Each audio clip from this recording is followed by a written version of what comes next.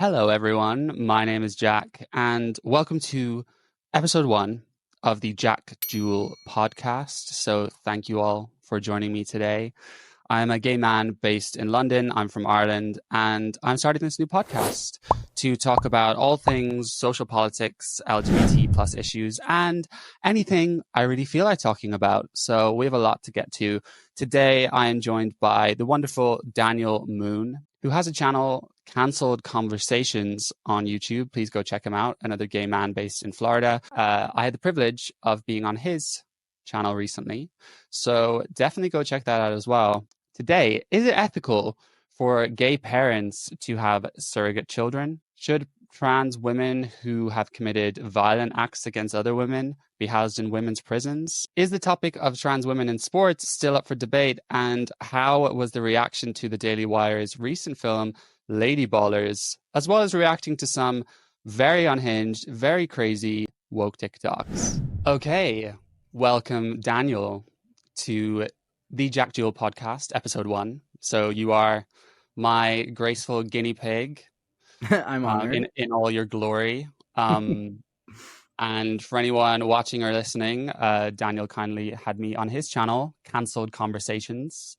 a couple of weeks ago. And there is a very long, interesting chat on his channel where we talk about LGBT issues, primarily leaving the left, that kind of stuff. So I'll link his channel down below and that video. Please go check him out because he is great. One of the up and coming gay YouTubers for sure. So Daniel, if you would like to just introduce yourself, tell us a bit about you and why you're sitting here today. Okay, well, I will look at the camera first since a lot of people are coming to meet me today first, basically. So I am Daniel. I started my channel about like 6 months ago. And like Jack said, we pretty much talk about, most of the same things from what you've heard already. We talk about like LGBT issues and things like that. I feel like just like him, I was a little tired of the news and everything that you're seeing all over Twitter and Instagram. And I was like, well, a lot of people like us don't get attention. We don't really, no one really hears about us very often. People kind of just think that we all agree with everything that's going on. And so I started my channel because I was tired of the bullshit. And I realized that my opinions would get me canceled. And that's why my channel is called Cancelled Conversations, because I talk about things that could potentially ruin my life. Well, hopefully, you're putting a mark on it now that you are uncancelable. And I hope that society is maybe taking a bit of a turn in that more and more people are speaking out. And I think, institutions and companies are going to get to a stage where they say we can't fire everyone, basically. Mm-hmm. So we have a lot to talk about today, Daniel. We're going to look at some of the latest crazy headlines this week from the LGBT sphere, as well as some other social politics. So let me introduce you to our first one. Homosexual surrogacy. So is it ethical for two men or two women to have a child through means of surrogacy? And this really came to light this week, especially on Twitter, when Guy Benson welcomed his first child. So he is a Fox News reporter, and he was sharing a story behind his son's unique name and how his family and friends are supporting the new parents. So this article is very wholesome. Everything he was putting out there was very sweet. But I'm going to stop there. What are your thoughts on this, Daniel? I mean, I don't I don't really like automatically see an issue with it because of the simple fact that like straight people can be bad parents too. I mean, we hear it all the time that like there's some sort of issue where a child is being abused and CPS has to step in. And for the most part, if we're going by the logic of the fact that straight people are the biggest population on the planet in terms of sexuality wise, then statistically speaking, obviously they're going to have more issues relating to problems with CPS and like child protective services and like abuse cases because they have the most children. So there's more evidence clearly to state that it can be a little bit more dangerous for a child to be in a straight household, which is why I think that considering sexuality in general is just ludicrous, because a bad parent equals a bad experience for the child and not necessarily the sexuality itself. You get what I mean? So I guess at the moment, I don't exactly know how I feel about this. I think in the past, I've always thought, well, of course, two men, two women can have a kid. I mean, by surrogacy as well, if someone is willing to do that, I guess. But we make the argument that some kids grow up with just one parent, and the parent might be an abuser or a drug addict and everything. But then I can't deny that it's natural for a child to need the energy of a mother and a father. I think possibly a good mother and a father might be the healthiest way, but at the same time, you can do a lot worse than a child being raised by two gay people who obviously really wanted. They have to go through many hoops to get there, and it's not like two gay men are just going to accidentally have a baby, if you know what I mean. And we do Right. make the argument that I just said, but it's like I sort of relate it to that trans women in sports debate, and people say, what about Serena Williams or Michael Phelps? They have an extreme advantage, so we can put all men in women's sports basically. So it's sort of like, because some kids are disadvantaged and unlucky, does that mean we kind of have a free for all? I think because it's a free world, I would definitely be more in favor of this, and I myself might be a parent one day. I'm very open to that, although I'm not sure. Mm-hmm. I'm ticking, but I don't have a biological clock. I think it's more the surrogacy aspect that now I'm thinking about after this happened. So, I think it's just a small point to add to this. I think it's so normal to for human beings to at one point want to have children. Regardless mm, of your gender, I think that it's natural for us to want to procreate regardless of gender. And I think that regardless of two men or two women in a relationship, either way, there's going to be a want or a need to want to have a child at some point. It doesn't hit everybody. Not everybody wants to have children, but it never fails when you hear people that say that they don't want children. I don't want kids. I don't want kids. And then they get to mm, a certain age and suddenly they want kids. So it's biological in all of us. We are literally made to procreate. So it's not surprising that, even two men want to have children, if that makes sense. mm. Yeah, I completely agree. I think it's more within the gay community that it's sort of looked down upon to want kids. I think a lot of people sort of throw it aside, and don't consider it in a social way. But Hmm. I do agree. I think it is probably quite natural for a lot of us to want to have offspring. It's literally the reason why we're all here. Why we're all here, and we've evolved. We are animals. Right. Um, but Guy Benson obviously came out with this story expecting people just to support him, and the Twitter mob descended. So I was surprised when I looked through these how the majority of the tweets are actually very negative, but Twitter is always going to be skewed. So the kind of things people were saying, buying and selling human babies is deplorable. Why are these men removing a baby from what it needs, its mother? He bought a child, sick, evil, and it will remind me that some people think it's okay to traffic babies.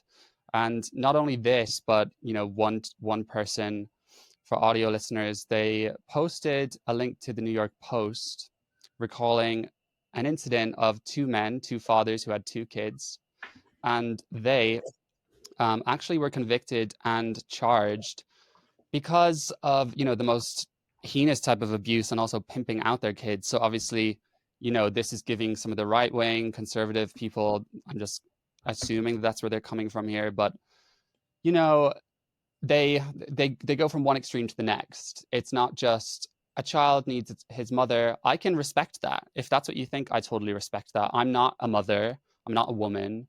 And I don't know what it's like to bear a child and to breastfeed and everything like that. So I can respect that. But equating two men having a kid, then just recalling some freak case of parents that did this is insane to me. Yeah, and I would agree. And I noticed how I grabbed my pencil and my notebook, and because immediately, I wanted to write it down before I forgot it. You Yeah. know, this logic is, it's very obviously very very simply rooted in just homophobia. Like I don't Mm, I don't like to play that card often of like this is just homophobia, but it just is homophobia, simply put. Like by this logic, we are, if we're thinking this way, we're basically, it's totally okay to take the mindset of fostering a child is kidnapping. It's easily you can kind of just arrive to that point from this mentality, because again, at the end of the day, it's natural in all of us to want to have children.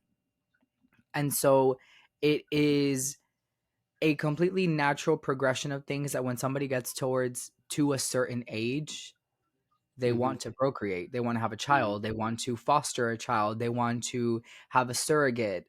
You know, when you go through a surrogate, it's a very extensive process, and there are people who quite literally make it their lives to be surrogates for other people. It's their career, it's their, career, it's their source of income basically. There's a lot of people that do it by their own good nature, there's people Yeah. that do it for the finance, there's people that do it because they want to help other people, but Mm. it's typically something that's done for other people. It's voluntary. We're not like removing babies from, like, this isn't China. No one, Yeah. that's not happening. Yeah, I think where it gets a gray area for me is how in the States, I mean, it could be in the UK as well. I haven't looked into this fully, but how it's turned into a form of um, capital. And like you said, some women make their careers at this. So that's where it starts to become a bit of an ethical question for me. Are people in it for the right reasons? And someone else posted a link to this website that at first I kind of thought it was another dose of homophobia, but then I read through it and, it did point out some legitimate concerns, but apparently surrogacy can lead to further complications than a natural pregnancy would. So this website advocates against all surrogacy, so even for straight couples, where women have died after having their own children and then becoming surrogates for others. So apparently, according to this, 85% of surrogacy pregnancies involve the transfer of multiple embryos, dramatically increasing the risks to the surrogate's mother's health. Surrogacy pregnancies also use donor eggs, even though egg donor pregnancies pose dramatically greater health risks to surrogate mothers. So this really wasn't something I was aware of. Um, Even for a straight couple, apparently surrogacy results in more casualties from birth. And again, just thinking about that whole financial aspect, that's where I start to become a bit, hmm, I mean, there are other means, and adoption is one of them. Right. I like to, unless there begins to be a pattern and there's a reported pattern of an issue, I like to take things with a grain of salt, depending on what we're talking about. Because, one moment there is an article that comes out telling you that, you know, drinking coffee is bad for your health. And then the next moment, we get an article saying that drinking coffee is good for your health. And then one moment, we're told to, trust certain vaccinations that are given to people in booster format, and then other moments we're told not to trust those same vaccinations because they are now, literally causing issues, heart problems in young men. Hmm. um and the science seems to be always changing in favor of where the money goes. And Yeah. so I choose to believe that regardless of whether the article is in favor or against, again, unless there begins to be a pattern where this is something that we can actually document and be sure of, I Hmm. don't know. I don't know because, you know, while definitely surrogacy isn't the only option, you Mm. know, celebrities do surrogacy all the time and somehow their babies always end up fine. It's kind of weird, Yeah. you Yeah. know? Yeah. It's a very good point. And whatever side you're coming from, and it's always divided into kind of left, right, pro life, pro choice, there will always be a number of statistics and arguments to back everything up instead of sort of looking at everything on a case by case basis or making that risk assessment. And it's like you said before, I think the right really loses credibility when they talk about all the pertinent issues like transitioning kids, trans women in sports, that kind of stuff. But then they go so far to say any two men having a baby is, they are somehow pedophiles, sexual deviants. They're really not Mhm. helping themselves, because if people could just learn to meet in the middle and say, do you know what? This is the fight we need to fight. And then that other thing, I may not love it, but it's not the focus. But they kind of lump everything in together, and then It's not like the left is going to listen to them when they say stuff like that. Right. Right. I agree. So let's hear from two gay dads on a podcast who had a surrogate child and their experience of going through this process. How much does it cost? We probably spent £250,000. It's the first time we were meant to go to America, and then we couldn't because of COVID. So we ended up working with a clinic in San Diego, and we went to Mexico. I mean, we were slightly knobheads at this reason as well, because I wanted to make sure that we knew who the egg donor was. I wanted them to be super fit. You go to the bar and you go, I'm going to procreate that person, right? That's your choice as a human. I wanted to find someone that I know is going to be absolute smoke show. Basically, we chose Emily Bratanowski. So there's a company in LA, and they have a company that basically is supermodels who are Ivy League educated. So they have to have gone to like Brown, Columbia. No. Owen went to Columbia. That feels a bit strange, is it not, or no? It's a bit prostitute-y, isn't it? I think it's quite fabulous, but the eggs were terribly expensive, but we got a Brazilian supermodel. Yeah, that's that one for me there is a little interesting because the older that I get, and I know that things are a little different for you just because previous conversations that we've had, but the older that I get, the more religious that I become. It's like the opposite for what it usually is for a lot of people. For a lot of people, the older they get, the less religious they become. For me, it's been the opposite. The older I get, the more I am attracted to God, and I am pushed more towards doing things not just for the greater of myself, but just for the greater of everybody. I don't consider myself a Bible thumper like people like to say. But I do believe that there is a God for multiple reasons, spanning a lot of things, but primarily this world is too perfect for it not to have been perfectly created for us. That's just what I think. And because of that reason, I take issue with this because it's almost like playing God. It's almost like you're trying to spawn like your perfect video game character. And I think that's wrong, like really wrong. I think it's really wrong. I think it's really wrong. And I think that it's part of the reason why people give things like surrogacy a bad name, because people use it to basically have selective breeding, which is what that person described. And I think that's wrong. And, I can take, go at this a little bit more personal than just my opinion. When I was a little younger, I had the mentality of I want to have my own child. And I wanted to either have a surrogate that was going to be Latino, or have go to a primarily Latino country and go to actually could basically continue my family lineage and just keep it Latino basically. Have a child from Cuba or whatever the case may be. I wanted to keep it going and kind of just keep it within the family, keep things, genetically Cuban, so that my child could be attached to their culture as well, just like I was. And I've grown out of that because I think that I should feel grateful and happy to give a child a home, which is why the older I get, the more I consider possibly wanting to be a foster parent, because there's so many children in this world that need homes, and it's unfair of me to again play God and try to kind of like formulate the perfect child. I don't think that's my place. Yeah, I completely agree. I mean, I hadn't given it much thought, but then when I saw this, I was just gobsmacked. I mean, first of all, I can't believe they thought it was a good idea to speak about it like this. I think if you're going to go about something like that, most people would probably keep it relatively private, because you're essentially importing a baby and then choosing from a list of, like you said, supermodels who also have gone to an Ivy League university. And I do find it very misogynistic the way they're talking about it. The way I feel like if two gay men are going to have a surrogate, they need to have the utmost respect for women and that surrogate. And it's just, where do you draw the line? Because it's either you choose someone or you get someone at random. Because as soon as you start choosing someone, there's going to be some parameters that you're going to look at. And then it's going to be this sort of designer choice.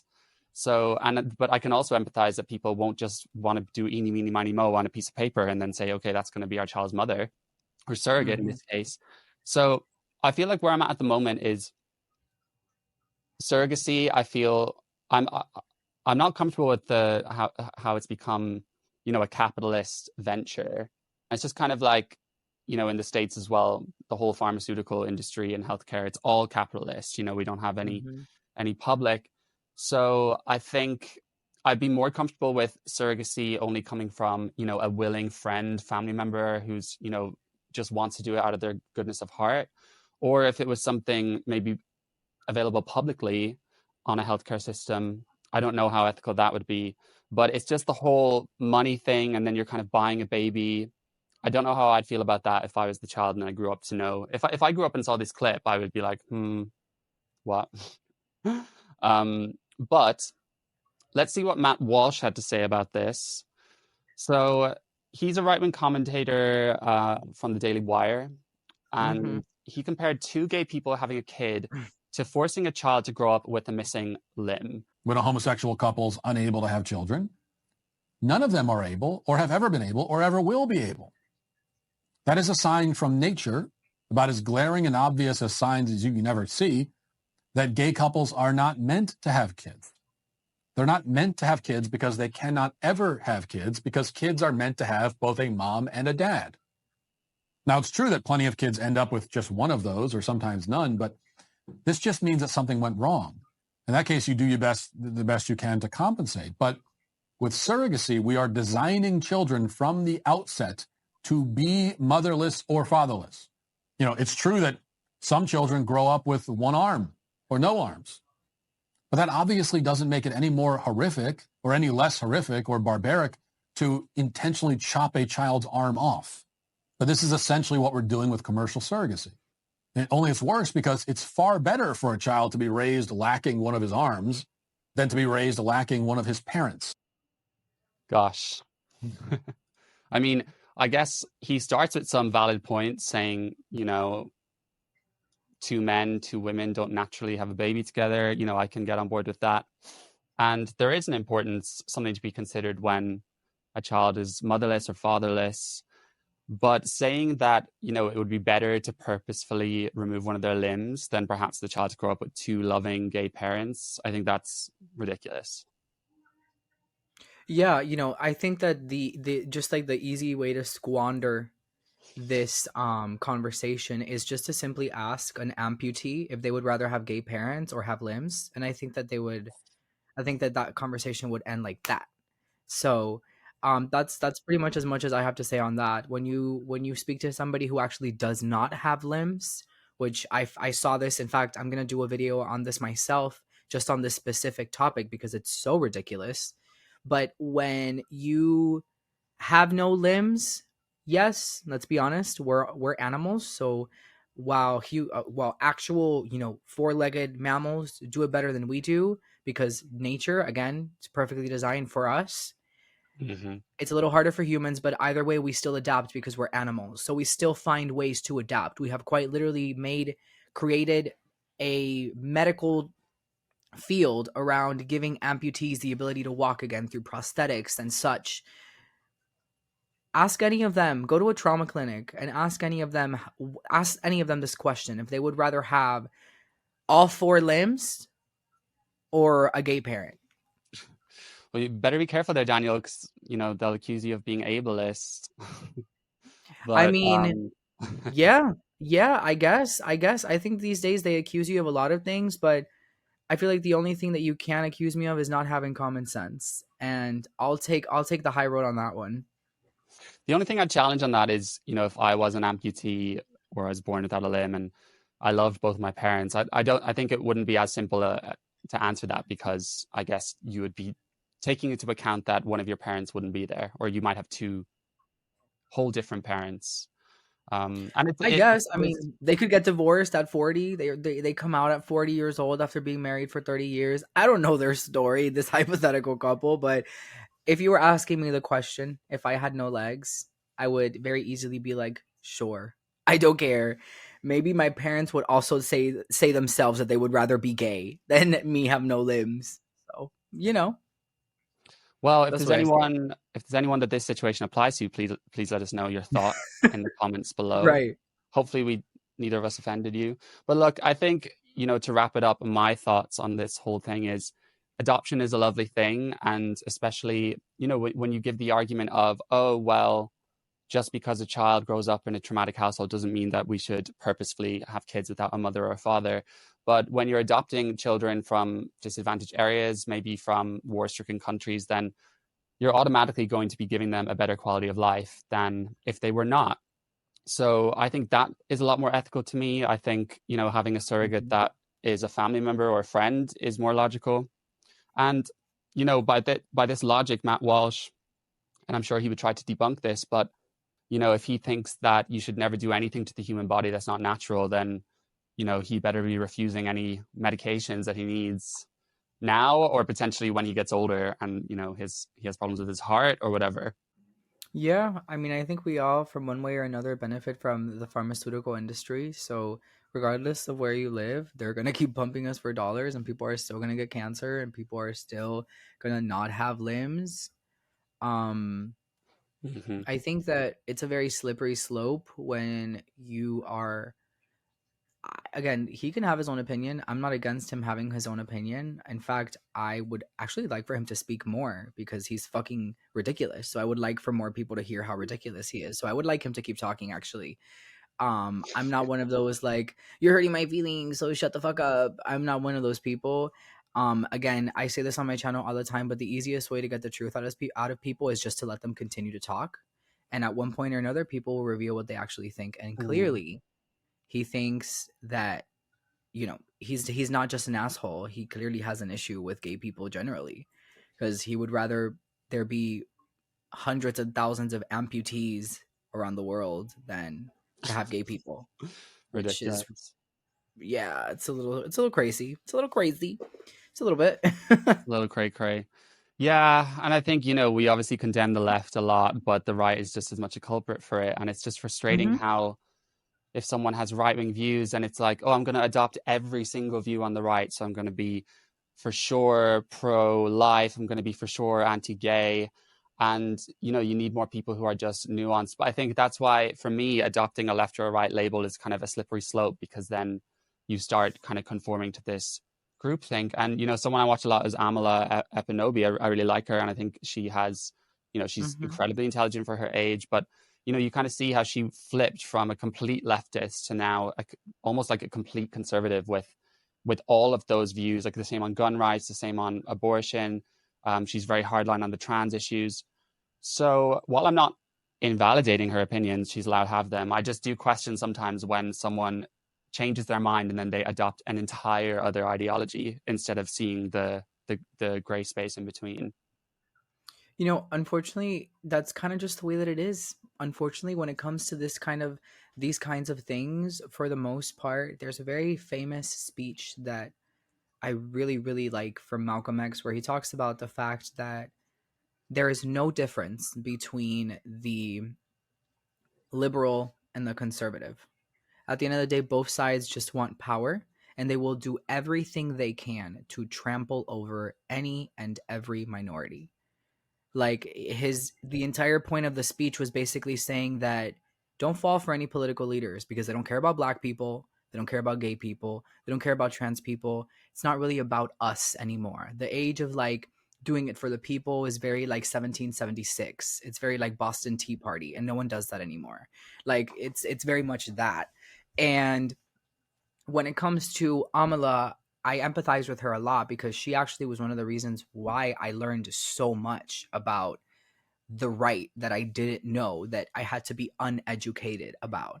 I advertised from the very beginning of my channel. You can go on my channel and you can click any video you like, click on the description, and the first paragraph I talk about, the first sentence I talk about the fact that I'm an independent, because of the fact that I have seen the ugliness on both sides and I don't like either of it. So I take things by the issue, but there's a lot of issues that we haven't been told the entire truth about.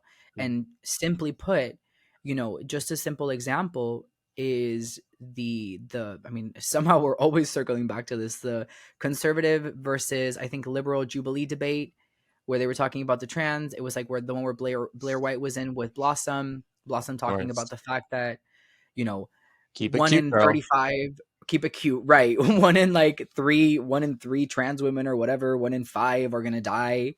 And then Blair was like, that statistic is from straight prostitutes, not even from trans prostitutes, not even from trans women to begin with. And she was like, no, but, and then Blair was like, no, it's not. So Yeah. it's interesting how, yes, a lot of people have made what some would consider a radical shift. But when you actually look into things, there's a lot of things that we haven't been told the truth on, which is why we're seeing a radical shift. Is it a radical shift, or is it just people finding out about things that they didn't know before? You know, I have yet to find out something that is primarily left wing where I'm like, oh, wow, I didn't know that. The left is actually, you know, not that bad, not as bad as I thought. So far, it's really only been realizations towards the right. You know, what examples can I give you for the left? Well, they're trying to cut off the breasts of children. They are advocating, some of them are advocating for pedophilia. Some of them are talking about the fact that they want to have 12-year-olds on puberty blockers and give them micro penises to make it harder for them to transition. They're talking about the fact that, you know, blue-haired men in wigs with hairy ass bodies can just go into the women's restroom. Where is the what can I attach to? You know what I mean? On the contrary, we're talking about the fact that, like, just not even 100 years ago, the Republicans were the Democrats and the Democrats were the Republicans. The Democrats were the ones that started the KKK. A lot of people don't know that. So there's a lot of things that we don't know that a lot of people are being educated on and finding the truth about. And then we see a switch, dramatic switch. Yeah, and you know, Barack Obama was against gay marriage, and he was a Democrat himself. I guess my thoughts on So is that Joe. are, mm, my thoughts on that are when we talk about the left and the stuff you said, you know, those issues are completely correct, and a lot of liberals in America believe that. But you know, I don't even really describe that as the political left anymore. It's kind of just these insane left woke ideas that don't even make any sense. And you know, the whole left ideology is for the many, equality, sort of lift up everyone so that we can try and be more equal. And then right fundamentally is, you know, it's your responsibility as an individual to make your life great. And I definitely think that there are yin and yang that we need as a society. I think naturally humans are competitive. And when you're competitive, that's more of the right wing streak because you want to be the best and you want to, you know, build an empire, and that's fine. But then also, as humans, we are tribal and we like community. So that's more the left side. And I guess with all these conversations, I want to make sure that I don't forget how left-wing politics can have good elements, but none of them are being looked at right now because everything is about these social justice issues. But you know, there have been great schemes in the UK, like providing social housing to people. I don't believe in just giving everyone everything they want, you know, with no merit, but I do think that some people are from very tough backgrounds, and if we're a prosperous society, we can try our best to give them, you know, a foot up the ladder. So I think that's the issue, is that, you know, we're kind of condemning both sides, but hopefully we can kind of bring back the classic left. And I think if I had to pick a label, you know, maybe I'm more of kind of a classic liberal in that sense. But let's move on to our next topic. So this is actually pretty related, just a little short one here, but I call this father skin-on-skin contact. And this was a tweet that got 11 million views by a user named Larissa, who has since been banned. And she was outraged a father holding his baby with direct skin-on-skin contact with his chest. So she said, "You're not soft and comforting for a baby, especially not him. You can't feed them. It's effing creepy." And to my pleasure, the comments were very angry and they were all dissing her. It wasn't, you know, people jumping on this thing. But again, we just see this radical, you know, shift. If you're, you know, a crazy feminist, then it's something like this. It has to be seen as deplorable. It's ridiculous to me. Yeah, I feel like the message would easily change if somehow this person knew that there was a woman that was taking the picture and not a man. Like, Yeah. suddenly it fixes the problem. But like, what if those same people, what if this, let's just theoretically, this is a straight couple Uh-huh. and this is actually their second child in the story that I'm making up in my head. This is a straight couple and they're on their second child. And the dad is very all smiley or whatever, but the whole time that he's all smiley, he's actually super drunk, and he's a dad with a drug problem, and he's also an alcoholic, and he beats the mom. And this is actually not that happy of a picture, because this whole time this family has this dynamic that we can't see through just a picture of a dad holding their child, and everybody's praising him or whatever. Meanwhile, this is an abusive father who happens to be straight. But this entire photo, this smiley, cute photo, is demonized because somehow this person knows they happen to be gay. That's weird. Yeah, well, I was looking through this. I'm not sure if he is gay. That's the thing. I couldn't find any proof of that. I would sort of assume he's straight, seeing as I couldn't find out because the majority of people are. But for audio listeners, this is a man who's in hospital and there's obviously a newborn baby, his baby, and he's holding the baby up to his chest and he's bare chest. Looks very happy. But, I looked into this and scientifically, it is a good thing for a baby to have skin-on-skin contact with their mother, of course, but also their father. And it's as simple as that, really. To demonize something like this is just, she was really asking for it, this Larissa girl. And, even on Elon Musk's Twitter, she somehow still got banned. So that kind of shows. Oh, wow. Yeah, I mean, if this is just like a straight male father, this clearly is just like a hate all men post. Then it's not really even about the topic we were talking about before. It's just a hate all men post, and it's another example of like why new age feminism is not really doing anything for women besides just making women look psychotic. And that's not a cute look. Yeah, and it would be the same, like, I'm just making an assumption here, not to generalize too much, but in the same breath, someone could say this, and then they could also be very anti-masculinity. But you can't have it both ways, babe. If you don't want your father to be cutesy and cozy with the baby, then, you're going to have to accept that the alternative is a dad that has kind of stunted emotions and doesn't express himself. But, I doubt that they would go down that road. Now, staying on the medical topic, Daniel, how many genders are there? I would hope that there was only 2, but I'm being told that you can identify as a Zazer, so I don't know. For sure. Just Well, kidding. There's obviously 2.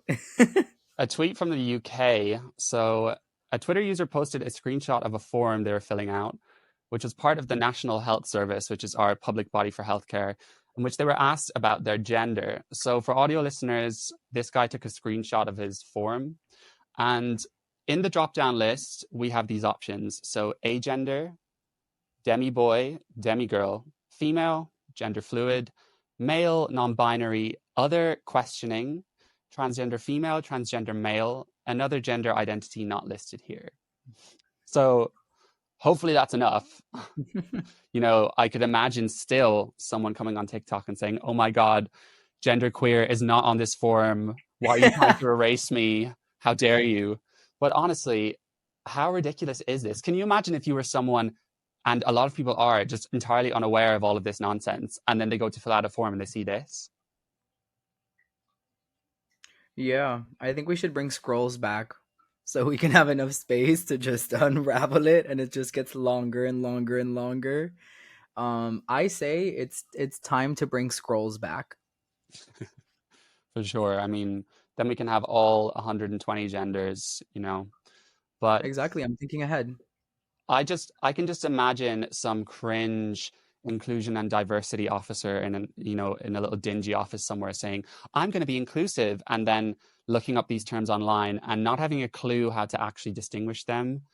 Like, I'm in the process of getting a mortgage with my partner, and in the application form we had to fill out, our options were male, female, transgender, gender neutral, non-binary, or agender. And I'm thinking, okay, first of all, I don't really see gender neutral very often as an actual gender. But what the hell is the difference between gender neutral, non-binary, and agender? And why did they only pick those 3? It's so random. To me, it's just generally speaking, I think it's very interesting that you say that, because I feel like a lot of people think that the US is just extremely progressive to the point where everything is either gay or transgender over here, and people are super like, oh my God, and whatever. I feel like the news really emphasizes that a lot, and the reason why I say that is because we don't have shit like that. Like when we have application forms, like our application forms don't look like that. They just don't. Like you see all the videos on TikTok or whatever, but it's like, I feel like, you know, a lot, it's not talked about enough maybe by these activists, because I feel like maybe a lot of these like TikTokers live in New York or California, where they're a lot more liberal, like very liberal, than they are over here. Like, for example, in California, they released an article today saying that they're looking to impose a law where if I believe it's toy stores, if they don't have a gender neutral section, they can be fined up to $500 for not having a specific gender neutral section in California. That article came out today. So I feel like maybe a lot of these artists, activists live in those like areas, because here in Florida, that's not a thing. We don't have that. Like any of this. It is male, female, and the most that you're going to get is other. That's it. You're not going to get other and then another gender not listed here, which is the same thing as other. You're not going to get that. Yeah, absolutely. And I think, interestingly, the difference between the UK and the US that I can see is we do have similar issues, but the UK is a lot more reserved. So there will be less people here, you know, objecting to someone about misgendering them publicly and making a fool of themselves. But at the same time, there's going to be a lot less people really complaining or making a fuss about things. So I noticed in the UK, a lot of these things kind of slip under the radar and then they don't become knowledge for a long time. And we really saw that with the medical scandal here with the Tavistock Centre and the kids transitioning, because for a long time that was just happening. No one really knew about it. But I feel like in the US, it did kind of gain traction faster. And while you have crazy liberals, I think once something like this happens, the right jumps on it and they're very loud as well. So it really does not surprise me how in our National Health Service, someone was able to just kind of slip this in there. And I saw another article recently where a hospital was found out that on their birth forms or birth certificates, they changed the sex to gender identity instead. And that one was revoked because, again, it's activist charities getting their little teeth into these institutions. And when you come in as a lovely, inclusive charity and people at the hospital are busy and they're like, okay, yeah, we want to be inclusive and diverse, there's going to be some idiot who accepts their advice, and what they're accepting is like pseudoscience and laced in queer theory that it does not belong in hospitals. Right, exactly. Insane. Well, on the topic of classes of gender and sexuality, Eli Erick, who you may be familiar with, she's a trans woman who is known for supplying minors with hormones illegally online. So she posted a photo of what she called the straight flag, saying it is literally a prison uniform with shackles over it. So for audio listeners, again, this is just a black and white striped flag with, you know, the male and female symbol in the middle. And I guess it's just funny to me how she can fight for trans inclusion. And I'm saying she here because I'm being respectful, but when we have these crazy activists who are so disrespectful towards women, I start feeling more uncomfortable with saying that. However, how can you expect to gain acceptance when you are literally just dissing straight people and saying that they are essentially just in shackles because they're straight? Yeah, there's a long-standing I don't know if you would call it like I mean, I guess it's a saying, but I would say it's like a one of those, like, I don't know what the word for that is. Like, it's like a common thing, like a common thing that people say in life where, you know, you kind of like, if you have the opportunity to live long enough, if you're like the victim, if you live long enough, you'll become the oppressor. And that's exactly what people like this are doing. Like, they're taking advantage of the fact that they're in control now, they're in power. And I know that a lot of people are going to be, they're going to be, what? They're in power. There's no genocide against trans people. But yeah, when you have the opportunity to destroy people's lives on the internet by simply calling somebody transphobic, I would say that you have a lot of power. And that's exactly what is happening here, by with people like this, with people like Blossom saying that you can't speak to a black trans woman, like don't speak over a black trans woman, some bullshit like that. It is tokenism, and that's simply what it is. It is tokenism, and it is kind of just, I say this all the time, and you know, people think it's crazy when I say it, but I will say this to the end of time, that I genuinely think that intersectionality is the death of all intelligent conversation. intersectionality is just simply the way for us to, and like immediately if I'm having a conversation with somebody and the argument turns towards, oh, but I'm saying this because I am Black and I am gay and I am a woman. And it's like, okay, and what about it? Can you explain to me what instances of intense bullying, racism, homophobia, transphobia that you faced? Oh, I mean, I went to a really nice private school. I didn't really experience too much, but like my parents were really nice to me. My parents are still together. I didn't really experience much, but it's like you can't tell a Black trans woman that this and this. It's like, no, but it's like, it sounds like you had a pretty decent life. On the contrary, Sally Mae, who went to the public school across from you, lived in a shack with her family. She happens to be white, but she lived in a shack with her family, and they had to eat canned beans every night, heated under a fucking fire, like under a flame, in order to survive. Sounds like you lived pretty privileged, Mm-hmm. but I have to, and she has to shut her fucking mouth because you're Black, a woman, and transgender. Let's Mm-hmm. try again. So again, if you live long enough, you will become the oppressor. So 60 years ago, we were talking about the civil rights movement, since we're, speaking hypothetically about this, Black female trans woman that I just decided to speak of, hypothetically speaking. 40, 50 years ago, we were talking about the civil rights movement when people were actually dealing with real civil rights violations and issues. And now we're talking Mm-hmm. about the fact that somebody has lived long enough to tell Sally Mae that she needs to shut her mouth because she's just a little white girl. That's fucked up. Yeah, for sure. And this victimhood, it's a disease. It's like once you latch onto that, it becomes your whole existence. And then, the world is how we see it is, our reality is somewhat a depiction of our inner self. And if you believe that you are so oppressed in a Western liberal society, then you're going to find lots of opportunities in which that manifests that aren't actually there. Yep. And did you see the Vice feminist debate? It was on quite a while ago. I'm not sure that I did. I'm Yeah, not sure that I did. I Pearl don't think Davies so. and Sydney Watson were on it from kind of an anti-feminist point of view. But you just Oh, yep. reminded me of it Mhm. there because it was the most unproductive conversation because there wasn't one person who was able to talk about women's issues without saying, as a woman of color, as a disabled woman, well, my experience is not the same as yours because I also have a disability and I also blah, blah, blah. And it's like, but we're talking about women's issues. Like, sorry, but I don't care. And with all of Mhm. this, I just don't think through winning equality and getting people to accept you, disparaging the other side is just never the way to go. And sure, one group may have oppressed another, and that sucks, but you're not going to assimilate and come together if you then just start being racist towards white people or discriminatory towards heterosexual people. I've experienced this, I told you before, in the queer community in London and the UK, how there's such an anti-heteronormative culture. And the reality is that most people are heterosexual and it's not their fault, they're actually quite happy.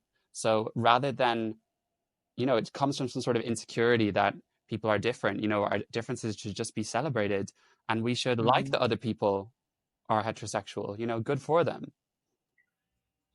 Yeah, and I think that I'm glad that you mentioned that, because I think that just 6 or 7 years ago, the conversation was, let's do everything that we can to be like straight people and blend into society and have our rights and be just like everybody else. And now the conversation has become, let's highlight what makes us proud and let's highlight why we are so happy. And so it's like, guys, the celebrations happened in 2012 here in the US when we got gay marriage. Mm-hmm. Like the celebrations were happening then. It's been over 10 years.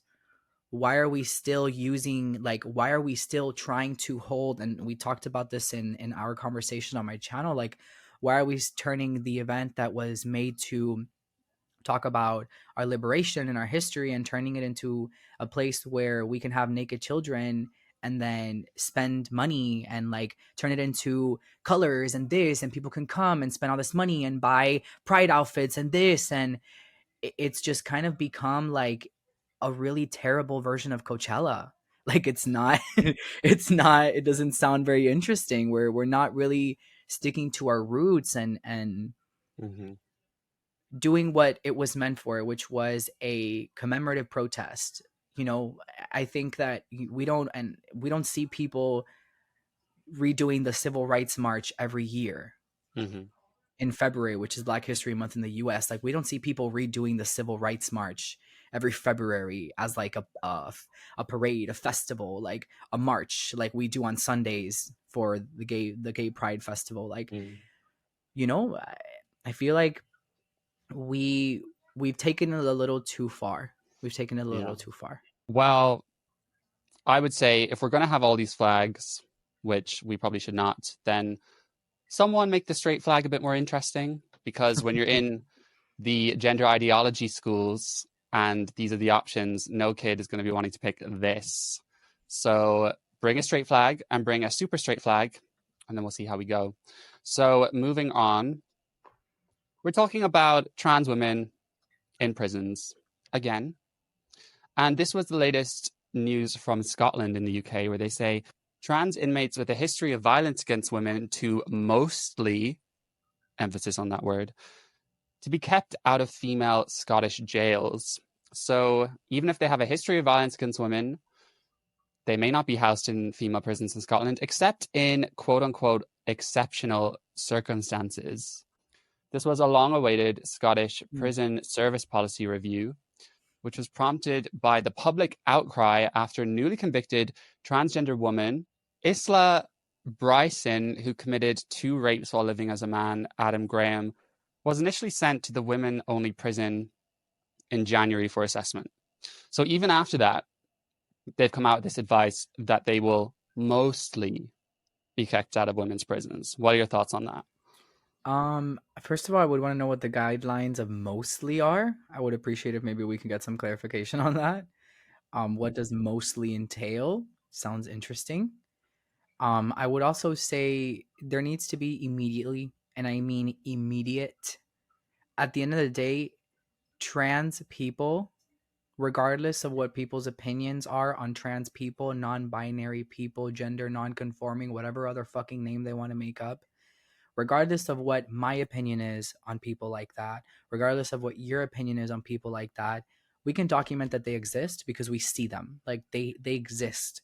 So if we have a part of society that exists, that is, there's a history, an issue with violence in certain sectors, for example, people like this, we need to create a department where they can be housed. We need to create a division in jails where they can have their own cells, like their own separate blocks where we have like trans inmates and whatever. It needs to happen immediate for the safety of everybody, and just to be honest, for the safety of absolutely everybody, for their safety and for the safety of everybody else in the facility. Because when you mix previously testosterone filled men with women in prison, obviously there's a problem. I mean, we can talk whatever we want and we can have discussions about, prison efficacy, but at the end of the day, they're fucking in jails. Like they're fucking in jails. They're having sex in jails. People are getting HIV in jails. They're getting STDs in jails because they're having sex. This is what happens when you put people in a jail cell for 10, 12, 15 years longer and they can't have sex. So there is going to be sexually related crimes, rapes, and I could only imagine that that's going to get worse in a facility where a man has easy access to women.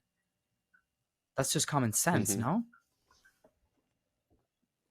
For sure. And I think, if you're going to have the conversation of you're a trans woman who is in jail because of, theft or drugs, that's a little bit more, a point of conversation because they may not necessarily be violent. Now, I still think that that's not appropriate and they should have, if it's this much of a problem, there should be a separate facility for sure. Or, they should sadly have to go into the men's. That's kind of the way it is. But when we talk about prison, the population in women's prison is totally different to men's. Typically, women who are in prison have been victims of assault, sexual violence, manipulated through drug rings and prostitution, all of those types of things. It's a very different population than men. And when you have women in a prison who have suffered trauma from men, it may be, even if there is a trans woman who is no threat, it could be traumatic for them to be around that because they associate men with not being safe. And I sympathize with that. For the trans activists who are lobbying for this, especially for someone who's been violent towards women, I think it's insane. I mean, if you're violent towards women, then I don't care. Into the men's prison, you're not going near them. And the fact that Scotland doesn't have a backbone just to make that hardline decision is insane. And I also agree with you that when you have this mostly or in exceptional circumstances, that's subjective and that's open to trans activists getting their teeth into every one of these cases. An excellent book I recommend is Trans by Helen Joyce. And she talked about, so I'm from Ireland, and in that country, they adopted self-ID just willingly, and someone can change their sex just through signing a form, and there's not even a fee to do so. And then before you know it, statistically, women do not commit sexual crimes. They just don't. And if they do, it's the most microscopic portion. But all of a sudden, 3% of women in jails in Ireland were there for sexual related crimes, which is just insane. And when you look into transgenderism and you realize that a lot of them are people with autogynephilia who have narcissistic disorders, then it becomes a lot more complicated. So this whole thing, I don't even understand how this is an argument. It's more ridiculous than the sports thing. Yeah, I agree with you to a certain extent. First and foremost, just to hit the point that you kind of just touched on, just pretty much right now. Yes, there is a lot of statistics proving that women are less likely to commit violent sexual crimes. That's for sure. In regards to violent sexual crimes, that is definitely more predominant in testosterone-filled individuals, aka men. But it's very interesting that most of the time when we find out that there is a teacher that has committed some sort of assault against a student, sexual assault against a student, or there is a case of statutory rape, it's usually a female teacher. Isn't that interesting how we have tropes in society of like men, like male teachers being weird with female students? But a lot of the times whenever we see these like cases of teacher messaging a 15-year-old boy, usually it's a woman. Like, isn't that interesting? And there was a case and I mentioned that because there was a case just a few days ago where a teacher in the US was caught doing that. I think that's interesting. But I will say, I don't really think that I believe that what I would consider, I like to use the term transsexuals, not transgenders. We can go into transgenders and transtrenders, which is what I consider them. Real transsexuals to me are people who actually are doing the work to transition, people who have actually transitioned. I don't know, you can take people like Blair White as an example. People who have done the work to present as the gender that they're saying that they're going to transition to. Again, transgender, transsexual, transition, you're transitioning somewhere. You're not just like putting on a wig. And I know I say that because a lot of people have the argument of like, oh, well, you're just talking about passing. Yes, you can say that, but realistically, I'm talking about people who are actually doing the work to look female or male. But the reason why I say that is because I don't know that I think that a transsexual, somebody like a Blair White, should be in a men's facility. That's why I outright just say that we should immediately invest in opening separate cells for these individuals. At the end of the day, like I said, we can talk about using it, using our taxpayer dollars, whatever the case may be, but it's obvious that it is becoming an issue. It's becoming a security problem. It's becoming a safety issue for both sides, for the people that are victim to this kind of rape and to people that are committing the problem. There's an issue, and we have to put money into fixing the problem, and that is making separate cells. Because again, I don't know that somebody like a Blair White should be in a men's prison. I feel like that is dangerous. I feel like that is extremely dangerous. And if me personally as a person, I am saying that I respect transsexuals. I have my opinion against transgenders and again transgenders, but I don't think somebody like a Blair White should be in a men's facility. I think that is dangerous. That is extremely, extremely dangerous. Yeah, and don't get me wrong. Like I'm all for trans people being protected. I guess my comment was just on if you violently raped people, then I don't. I mean, I don't really care about seeing you as a trans person anymore. You know, I don't think that you're someone who respects women. And even in the case of transsexual people, you know, statistically, when you look into it, there are actually more people with autogynephilia who are transsexual than the homosexual type, like Blair. And I think even if they're not going to do anything, I think it's inappropriate for them to be around women in the Right. prison because it's such an intimate setting. But I agree. I think a separate wing is needed. I think the main point of consideration there is, well, if there's only one trans woman in the prison, then does that mean she's just in like solitary confinement the entire time? But I know in the case I read in one of the cases in Ireland was this trans person had to be accompanied by, you know, the prison guards every time they were around anyone else. I still am not comfortable with that, but you know, it's an unfortunate situation, and obviously it happens once in a blue moon. But people in prison deserve protection; they don't deserve to be forgotten Yeah. about. So, Yeah. staying on the trans topic, did you want to say something Well, else I there? was just gonna say yes. I'm not at all arguing for the fact that they should be anywhere near women's facility, but I do think that they should have their own block. And to your point of like, oh well, then what are we gonna do? Are we gonna have like, what if there's just one trans person in the whole entire prison? To that I say all the time, at least here in the US, it doesn't matter who you are, what you are. If you committed a crime, you are going to be put in whatever prison they want you to be in. So they might move you to a different state. They might move you to a different part of the state. They might move you to the prison that's all the way across the country. They can put you wherever the fuck they want. So my argument for that would be, you know, I would think that they would be able to send them to a specific prison where they have these facilities and send them to a special facility. That's just what I would add to that. Yeah, I think it's a great point, something I didn't think on. And obviously, America is a very big country, so you know, if there was one or two prisons, then that would make up a good population. And I know in the UK, there's around 120 trans women in prison at the moment, so you know that could definitely make up its own wing for sure. So it's like we have the answer, everyone. It's like it just takes a little bit of conversation without calling somebody a transphobe. Who knows when we'll get there. But staying on the topic, and something else that is a very easy solution and a no-brainer in the eyes of most people is trans sports, and there being more biological men who have taken hard-earned medals and prizes away from women. So transgender cyclists once again take gold and silver at a major female competition. Tessa Johnson, 25, took first place in the women's single speed category at the Illinois State Cyclocross Championships on Sunday, while Evelyn Williamson, 30, placed second. And these two, who previously sparked outrage when they took the same positions in the Chicago Cup, were pictured on the podium with Kristen Chalmers, the sole biological female to have a medal. What are your thoughts on this picture?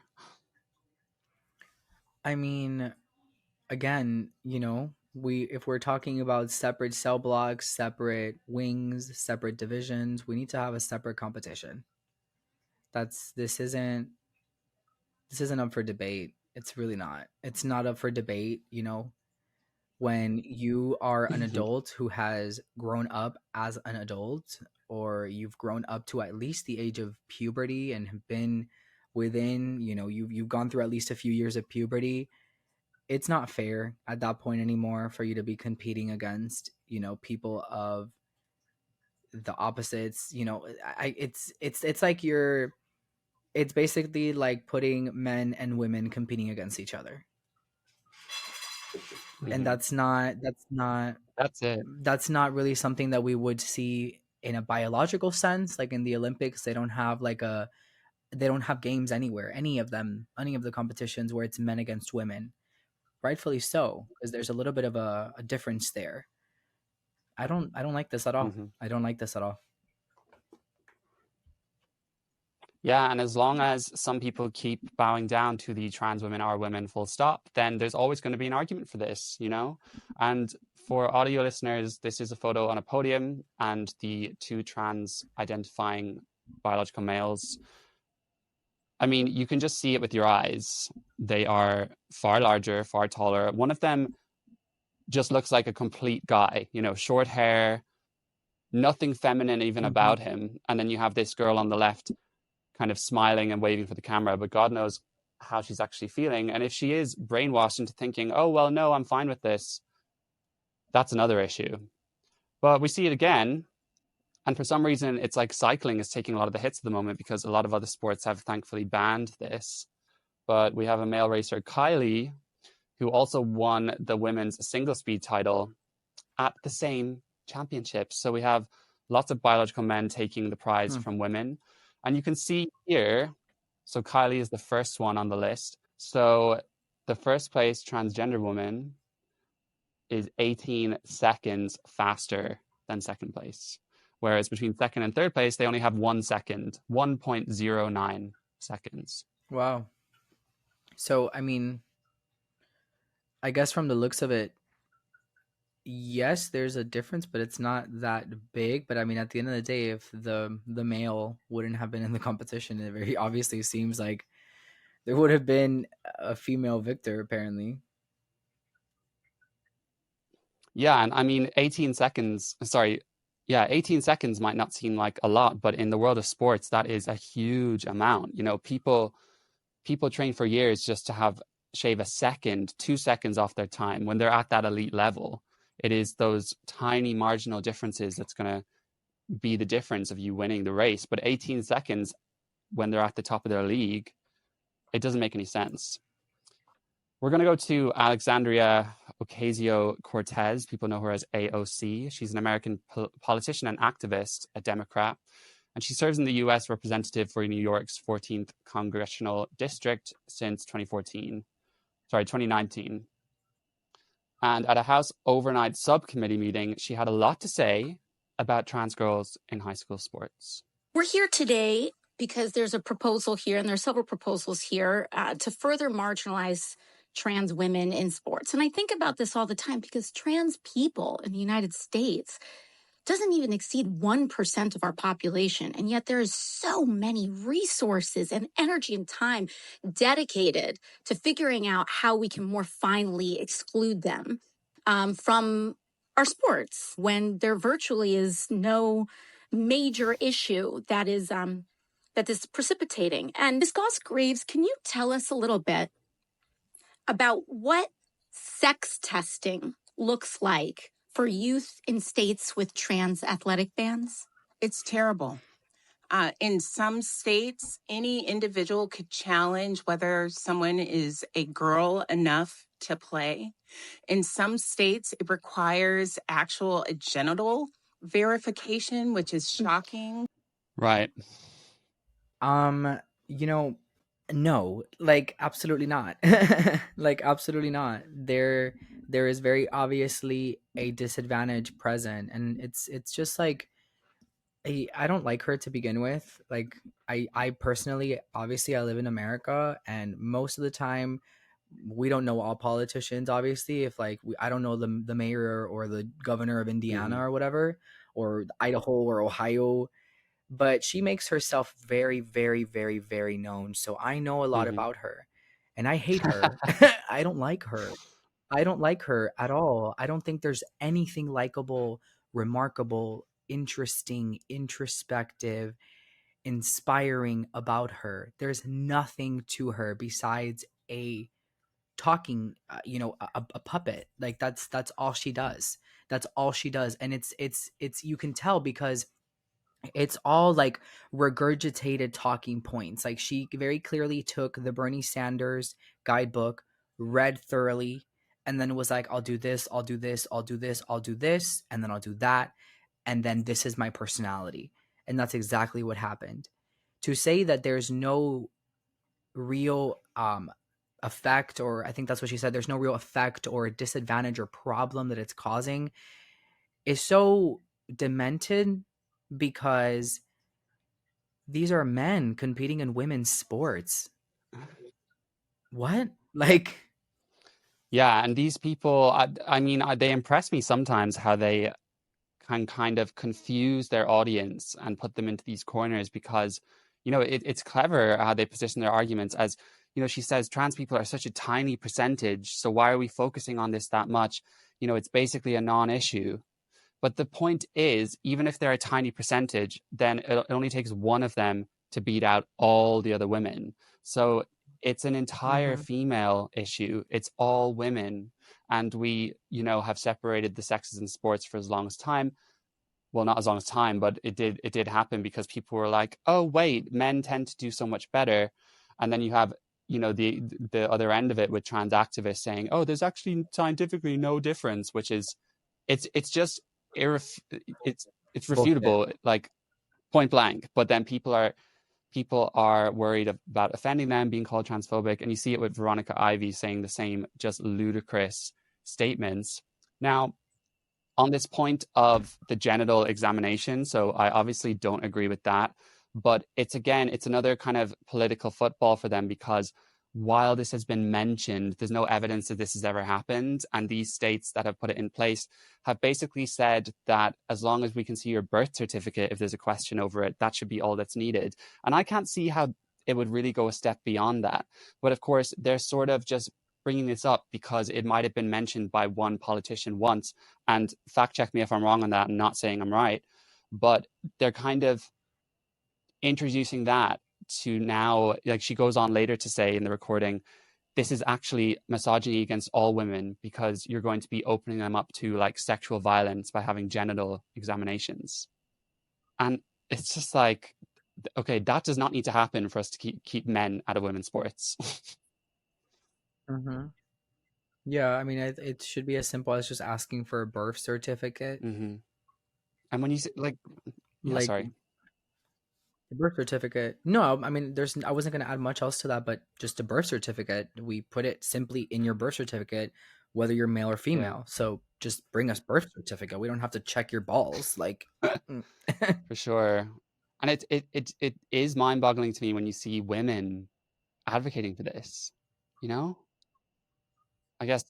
I mean, yeah, it is, and for multiple reasons too. Because at least here in America, I mention it obviously just because it's where I grew up, but also just because of the simple fact that like our feminist history is so recent. Like a lot of the most recent changes of like women being able to use credit cards and women being able to get a mortgage under their own name, that kind of stuff started recently in the 70s and stuff. And that's not even that long ago. Yeah, I mean, give or take 45, 50 years, but in the grand scheme of things, it's not really that much time. So at least here in America, not too long ago, we were talking about the fact that we need women, we want women's rights and we want this and we want that. And now we're talking about giving women's rights to men. Yeah. So we've come full circle. We've come from nothing, and then now we're just going right back to giving it back to the men. And that's one of the reasons why, TERFs get so much flack and people talk so much shit about TERFs, because that is how they think. It is how they think that you're just literally giving rights back to men, which I am not a hate all men person. Obviously, I'm a man. I do believe in women's rights in many different aspects, depending on the conversation that we're having. I'm not a believe all women kind of person. I'm a read through the facts depending on what's going on kind of person. But I do think for the most part that if we're talking about women's rights, we should be keeping that exclusively female. I did a video it came out yesterday on woke TikToks. I watched it. And yeah, I saw. And one of the TikToks was somebody talking about the fact that they're female, but they don't identify that they're pregnant, but they don't identify with pregnancy being female, which is absurd.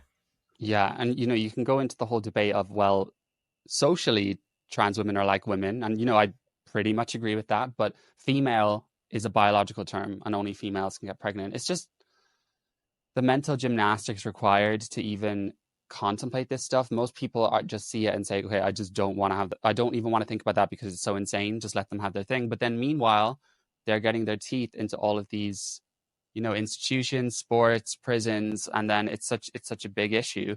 But I think you raised such interesting points in that, you know, for our age, you know, I grew up in a time when women were more or less equal. But it's the same thing for being gay. It's like not recent in history that we could be killed because of that or put in prison. And people just seem to forget these things so quickly. So it's like feminism had its day in the sun, and, you know, very recently it was men are superior to women. And then for a brief amount of time, it was men and women are equal. And now it's men are women. So it's like the patriarchy persists, but it's not where you think it is, guys. It's not in just, oh, every man is toxic. It's in this. Like this is very much a wave of it. And I have so much sympathy for anyone who's trans.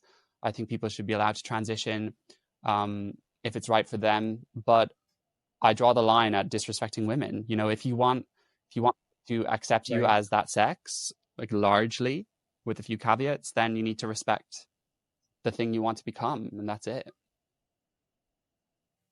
Yeah, I agree. I would say, you know, one of the most important things about, you know, considering yourself to be a woman and saying that you're a female and that you want to transition is, again, you know, taking the qualities of being a woman, of being female.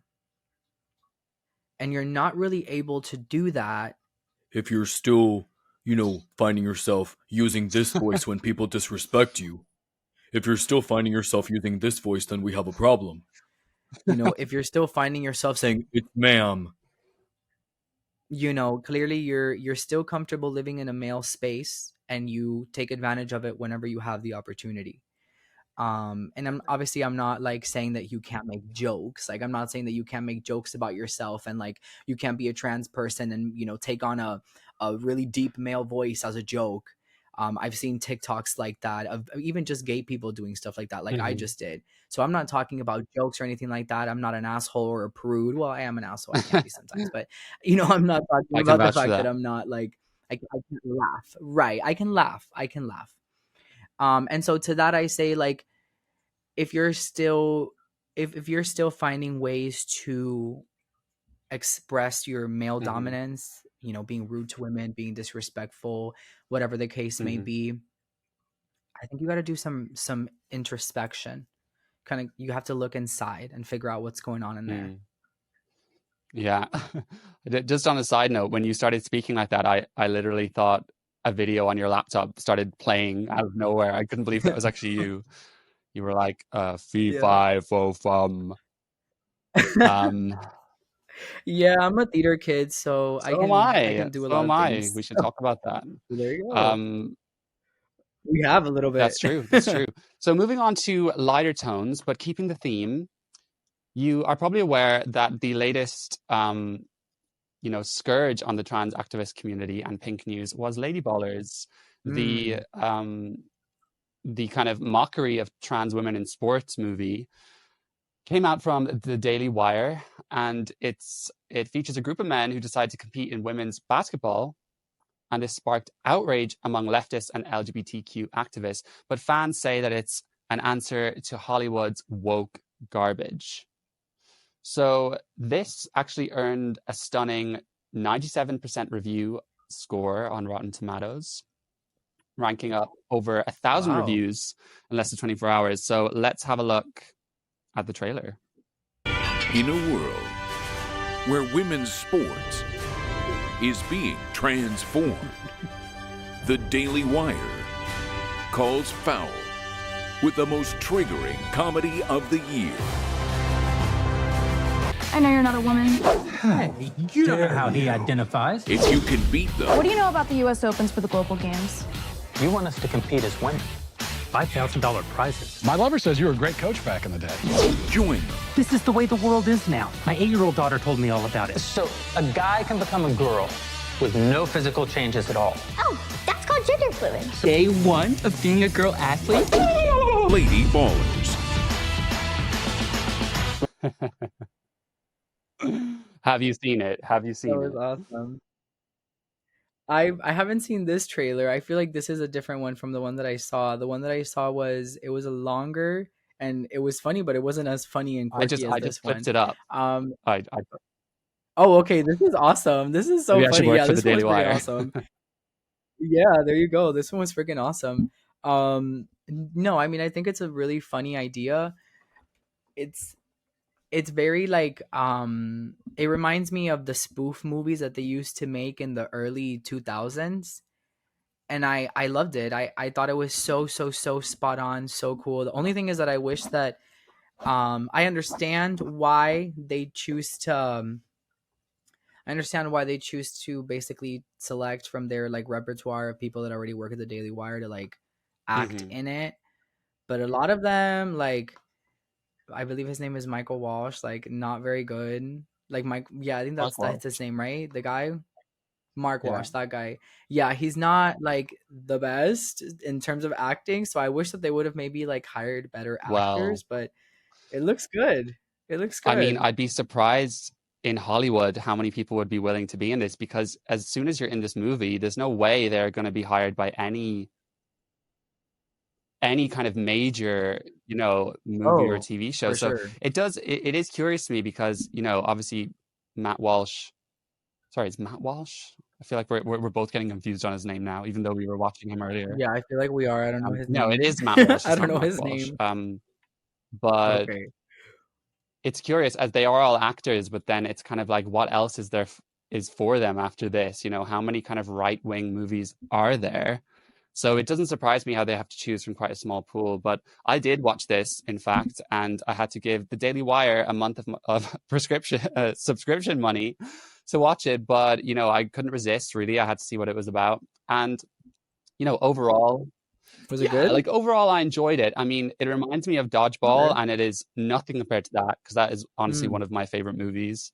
And I guess whether, the acting is great or like the jokes are as funny as they should be, I did enjoy in the first kind of 20 minutes, 30 minutes, they just make a joke of all woke things, like everything. There's kind of people wearing 3 coronavirus masks.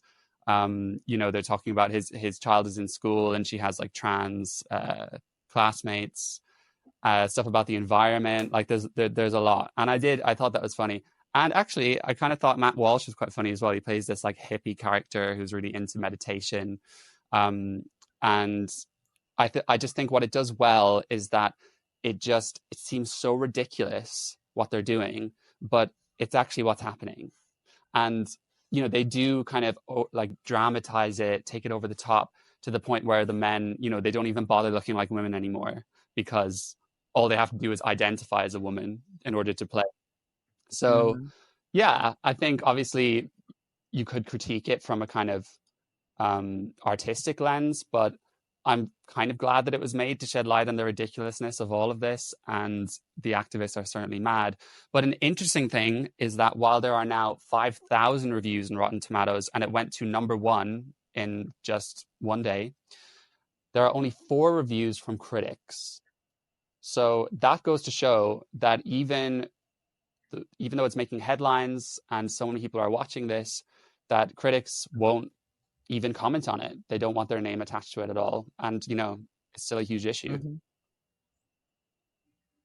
I mean, I don't see why they would. I'll be honest with you. Like, I don't really see why they would attach their names to it. Like, we kind of like, I feel like we've established multiple times, like not us specifically, but like as a culture, I feel like we've established multiple times that we are not receptive to, and by obviously we, I don't mean again us specifically, I mean the culture right now is not receptive to making fun of these kinds of things. And I don't know how you could speak on this movie without touching on the main topic of the movie, which is making fun of these kinds of people. So it's like, I'm not surprised that there's no reviews from multiple different publications because they're not going to touch this with a 10-foot pole. Yeah. It's like, why would they? Like, why would they? They're going to risk, like, I don't know if you remember. I mean, I don't know if you're really into video games, but it was this year, just very early on this year. God, this year has been so long. Early on in February, they came out with Hogwarts Legacy. It's a video game. Mm-hmm.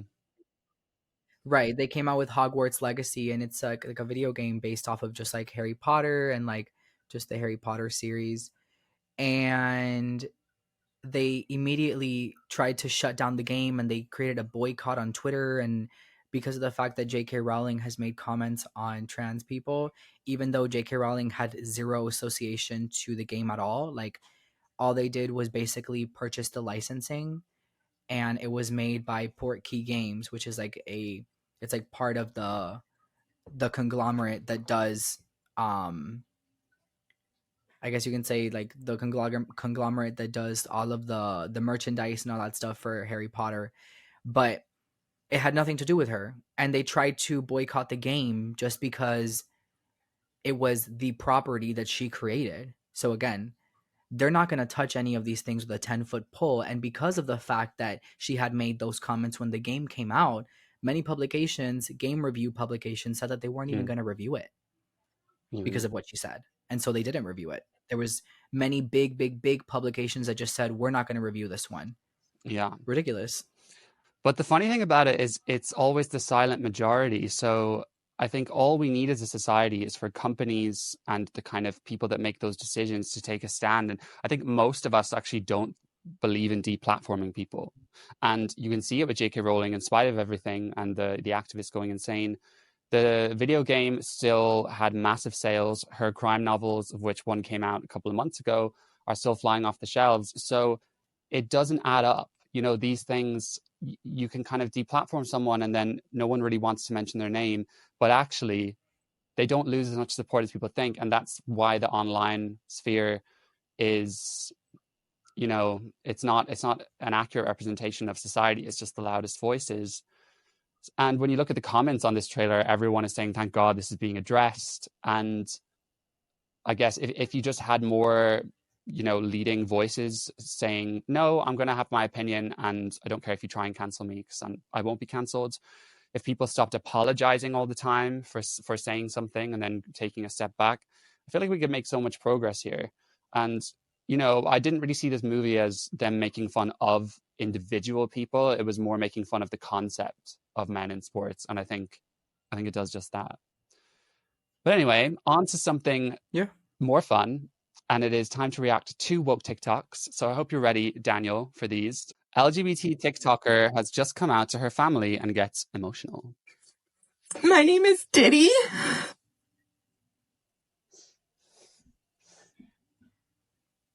And I'm non-binary. My pronouns are she, they. And I'm queer. And this is me officially coming out. Oh my God. This feels really good. Hi. My name is Diddy. I am non-binary. My pronouns are she, they. Oh. Wow. There's a lot to unpack there. Big level of delusion. Yeah, I mean, again, mental health is a big problem around the world right now. We are having a big epidemic in the country, in all countries. Let me rephrase that. In the West is better said. This is insane and absolutely unhinged. Like, genuinely, you could just swap out, remove the caption, and then just put this on you know, on a porn website, and then remove it, make it a black screen, and just literally leave this for somebody to see as like ASMR porn. And that's exactly what this could be. I literally thought that there was some sort of like something else to this besides just the pronouns and the excitement. That's wow. Insane. It is. It's just What's funny is that, so for the audio listeners, it does say, there's kind of a caption that says, update, my pronouns are now they, them, still queer, still pan, still poly. So, you know, coming out as pansexual, I could kind of get on board with that more in terms of, you know, celebrating it, maybe it being an emotional process. But the whole thing of coming out as something that doesn't even exist, of being non-binary and being this emotional, it flabbergasts me. On one hand, I'm happy that she's happy and that she's obviously having such a euphoric moment, but there's clearly something else underlying here, you know? And yeah, it's kind of like no words. It goes back to like how, you know, people of my generation and older, I had a good experience coming out, but so many of them had such grueling experiences coming out. And now you have this just making a complete mockery of them coming out as something that is not a real thing and acting like, I don't even know. Yeah, it's almost like she won a prize. It's like the way that this person is speaking. It's almost like she won a Yeah, prize. it sounds like she just found out that some terminal diagnosis is like gone and she's gonna live. She just found out that she no longer has cancer. This is exactly what happened. Is that there's so many, like, you can just remove the caption and there could be so many reasons for this video that are not this psychotic reason to be so excited. But and the thing about most of these is that if you told someone this is a parody, then they all make so much more sense. But unfortunately, they're not. Next up, woman thinks eating meat is racist and misogynistic. Our whiteness is part of the problem of meat eating. The assumption that the best protein comes from corpses is a racist belief. How do you know the animal would have picked you to feed off their corpse? 21st century animal eating requires our complicity in a new colonialism. These events especially affect girls and young women. Your hamburger comes with a dose of misogyny. Popular culture is flooded with references to sexy cows, sexy pigs, sexy chickens, sexy fishes. Meat eating is also one of the ways gender-based structures of oppression are perpetuated. Masculinity, a construct of the gender binary facing constant destabilization, feels always under threat, and eating animals is its protection racket. White supremacists weaponized it, eating meat, eggs, and dairy, and the baiting of liberal men as so-called soy boys are all part of the neo-Nazi messaging. Wow. I mean, I have an interesting take on this one because I'm a vegetarian. I don't eat meat to begin with. And there's so many reasons why I became a vegetarian, and one of them was not because it upholds white supremacy. It goes against white supremacy. Misogyny. Not one of the reasons why I did it. I did it because, I did it because it was better for my body. Immediately when I did it, I lost 30-40 pounds. I had a lot of extra weight that I struggled with for a really long time, and I'm still trying to keep off.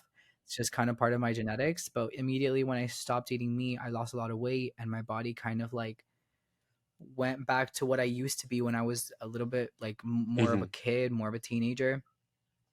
And so again, I did it because of health reasons, and I also did it because I love animals. I don't know if you could see it. I have a cow tattoo on me because I love cows a lot. They're one of my favorite animals. I like sharks and I like cows. I wouldn't want to eat them. But to tell people that one of the reasons why we should go vegetarian and stop eating meat is because you're racist if you eat meat is, again, I say this to all people, is part of the reason why people hate vegetarians and vegans, because they think that all we talk about is that, and that we are like this. This is ridiculous. This is why people don't like us, because they think that we're like this. I would be surprised if anyone thinks you're like this. I've never seen something like this before. But I don't think when I see something like this, it's not even possible to debunk what she's saying, because she has so many isms and different oppressive words thrown in there that she immediately loses you. You know, she has neo-Nazism in there, white supremacy, misogyny. None of it none of it makes sense, incoherent. And the fact that this woman sat in a room somewhere and actually wrote this, typed it out with her own 2 fingers, and then I don't even know what this is. Like, where is she? Where she's at some podium, just reciting this. Like, what is? I want to know the context behind this. Like, what is she fighting for? And something she said at the beginning was, "How do you know the animal would want you to be eating off its bones and not someone else? Like, how do you know they'd want a white person?" Like, and like, sorry to bring it to you, babe, but animals would rather no one be eating them. That's the harsh reality. You're not going to say to them, well, we're going to slaughter you. Would you prefer a white person or a black person to eat you? I don't think they're really going to care. I think they're just going to try and stop you from slaughtering them. Right, exactly. And it doesn't, because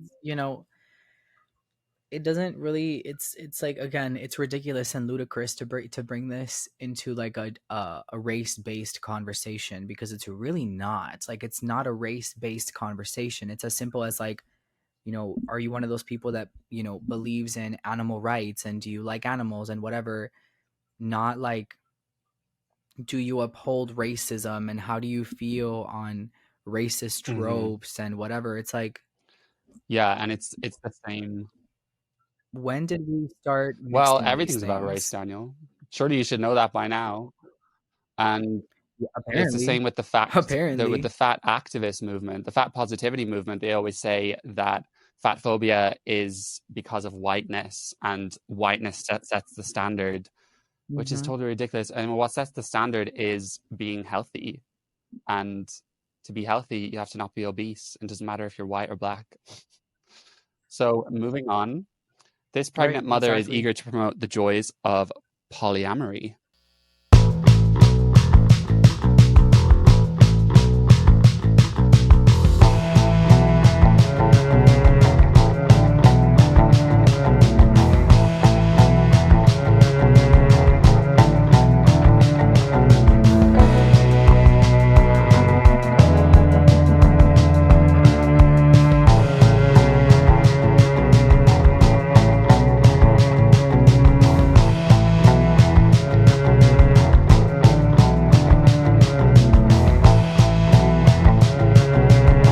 Embarrassing for an adult to do on a platform primarily for children.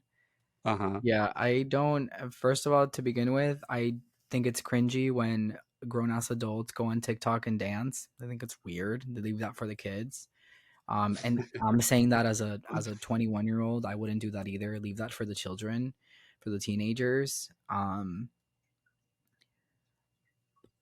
Not for me. Polyamory is not for me. Like, the idea of, I call it the roommate system that a lot of gay people have, where it's like, at some point in the relationship, if not from the very beginning, which a lot of people are doing now, they're choosing to like open up the relationship from the very beginning.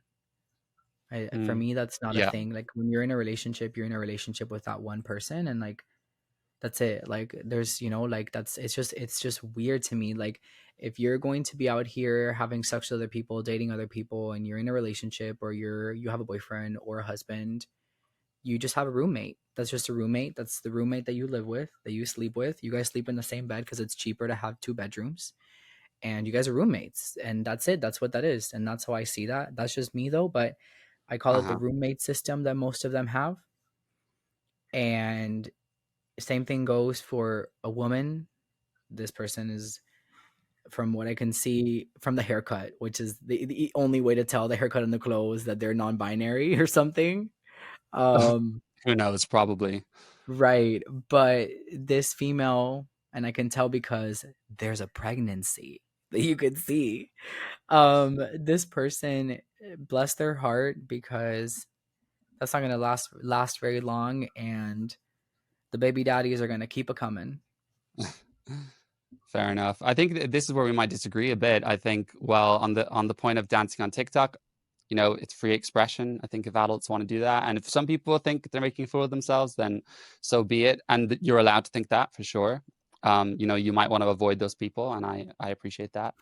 I think when it comes to polyamory, so I'm divided on this, because I recognize that the human condition is so differentiated and vast, and everything that we have about us is sort of a normal distribution. You have people that sit on the average, like you're straight.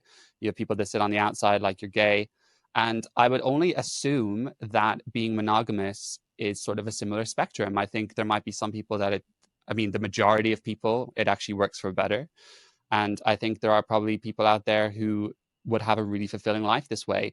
However, I think the problem is that now polyamory and that kind of stuff is being seen as, more sophisticated, and you're breaking free of the heteronormative shackles that society's putting on you and having to just sleep with one person for the rest of your life. So we have some people who are just kind of convincing themselves that this is what they need to do to be progressive and to be woke and to be noticed and have attention.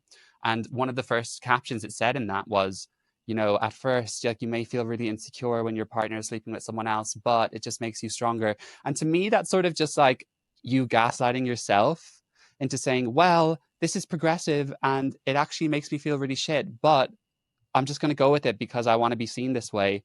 So it comes across really disingenuous. But I do think that, if there wasn't a social media pressure and if it wasn't politicized, that there probably are some people who actually would live a fulfilling life this way, but it's kind of hard to actually tell them apart.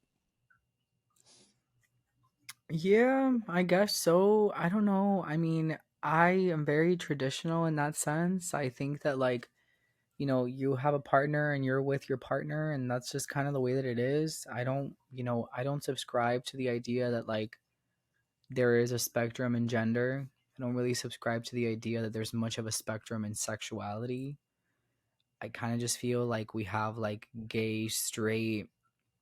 The only sexuality that I used to be like, that's kind of ridiculous. It's basically just being bisexual, that, like, I thought of for a long time was pansexuality, because I was like, that's just being bisexual. But it's like, I feel like there has to be a very big differentiation between people who would want to be with, let's say, people who are bisexual, who would be with both biological male and female, versus somebody who would be with both biological male and female and trans male and female, which is what I think, from my understanding, is what pansexuality is. So I understand the existence for that. But I'm not sure that it goes beyond too much of a spectrum. And that same thing goes for something like, marriage or relationship, or I don't know that there is much of a spectrum. Yes, I mean, everybody has their own way of handling their marriage. Some people know that the person they're in a relationship with is cheating, and they just choose to deal with it anyway. I don't know. I don't know that there's much, duality in that. I feel like it's pretty black and white for me. Yeah, fair enough. I mean, I have seen scientists quote that, sexuality is more of a spectrum than, sex and gender. So I think I do agree with that in the sense, there might be a woman who enjoys sleeping with both people, but, she's far more interested in the romantic, like being with someone romantically who's male or female. Or, someone who just kind of occasionally likes a bit of this, but, most of the time they're not really that into it. I don't know. Who knows? But anyway, next up, woke mother is triggered by a straight white family in a children's book. Happy Friday, but can I ask you a serious question? How is it 2023 and this, I'll show you in a minute, is what we are saying the majority of families look like? This is the majority families. Don't get me wrong, there are families like that. And those families have plenty of things dedicated to them, movies and books and holidays and all the things.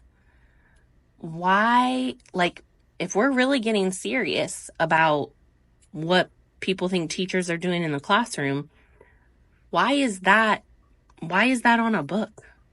Why is that a picture representing families? I'm just asking. I mean, first off, she doesn't look like any lesbian, so she is a straight white woman. It's representing her. I mean, I don't really understand what this fascination is with honing in on people's color again. Like, I don't really know what it is about, like, going for people's race as, like, a way to explain anything or have a point on anything. Like, I don't know why we're going backwards on that. Like, why, you know, we've deemed it accessible and okay for one certain race to be getting the brunt of whatever this is. I don't know. I don't understand it. I think it's like another example of the fact that our culture has a big problem with mental illness, because this woman has literally, and look, notice the thing on her neck, the rainbow collar. This woman has been indoctrinated to hate herself, and Yeah. it's so sad. It is sad. It's It's a good sad. point. And it's not only that they're white, it's that they're straight. So, and she's saying, why is this in Mhm. schools? So what do you expect? That every book that kids read has two dads or two moms or a trans dad? Like, Yeah, it's we're just supposed to have like, instead of having like clip art or pictures and like little binder clips that they use for children, like they're just gonna have to have like leaflets where they can like flip it to see like all mhm, separate kinds of variations, so that they can feel good about themselves after seeing the 75th variation of family with a Asian, Indian, who's white trans? child, and I don't know whatever other variation you can put into it. Mhm. And I don't know about putting the white child in there, like you said. I mean, maybe if they're on puberty blockers, then it would be okay. Yes, But I, intersectionality. I also think it's natural, though, for all of us to kind of gravitate towards things we know. So if you're raised by a white family and you're white, then if you identify more with white people in a book, then that's fine, because that's like humans are like that. We're kind of tribalistic. And I remember, this is just as a kind of tangent, but the band Little Mix, who are, you know, no longer together, there's a mixed race girl, Leanne, in that, and she did a documentary about, you know, race, and she was saying that there were three kind of young white girls who were talking to the other three girls, saying, "Oh, you know, I look up to you, and like you're my favorite," and that, and she kind of saw it as like a racist thing, but I just think that they just didn't identify with her as much because, you know, she didn't look like them, and I think that's fine, you know. Yeah, I mean, I don't really have an opinion on that kind of stuff. I feel like you can identify with, and that's kind of what I was saying previously about little girls. Like, little girls don't really care about identifying with anything like that. They don't really care. Like, yes, it's nice and it's important for children to have representation in some form in their life. That's the family's job usually, to Mm-hmm. keep them in touch with their culture. But for the most part, like, you know, I like Beyonce and I really appreciate her music, and I really appreciate like the southernness about her music and the fact that she incorporates southern culture into her music a lot. Like, at the end of the day, I was born in Cuba, but I'm from Florida. I was raised in the South. Like, so I I thankfully I was raised in Miami, so I got a big brunt of like, you know, the southern like hillbilly redneck culture, like what you would call it, and a big Hispanic flair because of the fact that I do live in Miami and it's a big melting pot. But at the end of the day, like, I'm from Florida, I'm from like a southern state, so I like that music, and I like the styling of the instrumentals and the way that she incorporates southern music into like a southern style into her music. But I like her music and I identify with her music because there's certain things of it that I can relate to. The southernness, Because you're Lemonade is gay. one of my favorite albums. Right, that too. Something like Lemonade, because it has like the southern twang and Texas and Louisiana, and I love that vibe. It's southern and I like it. I don't have to be black to enjoy it. I don't have to come from like a predominantly black neighborhood in Louisiana where, I don't know, maybe she could have filmed a music video or whatever the case may be, but I identify with her music without really seeing the color aspect of it. So Mm. I feel like you can identify with anybody if you really wanted to, but I feel like in a culture that has made it to where you have to hone in a lot on your gender, sexuality, race, and you have to always talk about it. Maybe for a lot of people it becomes Yeah. annoying, you know? Mm-hmm. Well, nice little speech about Beyonce there. I don't know. I think maybe you're into her so much it's cultural appropriation. But we're on to our last woke TikTok. And this trans identifying person has a lot to say about biological sex. There's no such thing as biological men. That's not a real thing. That is a transphobic dog whistle. What it's doing is it's trying to justify transphobia using science when, first of all, man is a term associated with gender and not with sex. But even if we were talking about males, sex is also a spectrum. Short and sweet. Yeah, you know, again, we were kind of just touching on this just a moment ago in a separate manner, but I don't believe that gender is on a spectrum, and I also don't believe that sexuality is on much of a spectrum, diverting from what the sexualities that I just discussed. Like, I don't think that there's a spectrum relating to that. I think that it's just not. Like, I don't see it. I really don't see it. I don't see it because, you know, when you have children and you're pregnant, you can simply ask for a blood test at a few weeks old, like a few weeks pregnant, and find out what the gender of your baby is. So the sex we're talking about here. Yeah, I mean, whatever, gender, sex, again, that's another thing that I don't really see much differentiation from, but I guess yes, we're talking about biological sex. It's male and female. That's about it. Again, I don't see any differentiation between that, and I'm not one of those people that believes in, I just don't believe in the whole like they them in between. I just don't, and that's not something that I don't think I'll really ever understand. Doesn't mean I'm going to discriminate against people who happen to be, you know, non-binary, but I just don't see it. I don't see it. I think it's like ridiculous. Yeah, I feel like that's the easiest way to describe it. Yeah, like it's a belief system, and I believe the belief system exists. And if someone believes it about themselves and it gives them happiness and joy, and they don't enforce it upon others, go for it. I think that's great. I mean, I question why it gives you that much joy, just having another pronoun. But I think, you know, the whole biological sex isn't real, biological sex is spectrum. That is just the most damaging part of this whole movement, because we go from trans women are women, we go from there are a million genders and genders socially constructed, and then once you start accepting all those things and someone can be neither genders, then you have to get on board with this biological sex is a spectrum. And any scientist, any credible scientist can refute that and say sex is binary. But again, it's crept into institutions, and when you study gender studies, you have like Anne Foster Sterling talking about how there's 5 different sexes. And, you know, they make comparisons like, because in clownfish, they have the ability to change their sex from male to female if the female of the school of fish dies. And they point to that and say, because that exists, biological sex isn't real, but humans are sexually dimorphic, and that, you know, it's you can't refute it. And it's just ridiculous how many people actually believe something. It's just like a flat earther. And that's why when you start believing a little white lie out of politeness and to be curious, it opens its doors to all sorts of lies.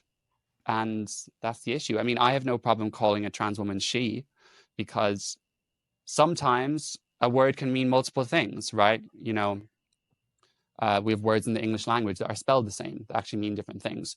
So I think as long as we know that she can sort of apply to a woman or a trans woman, I'm fine with that. But beyond that, beyond she, we need to actually talk about the distinction.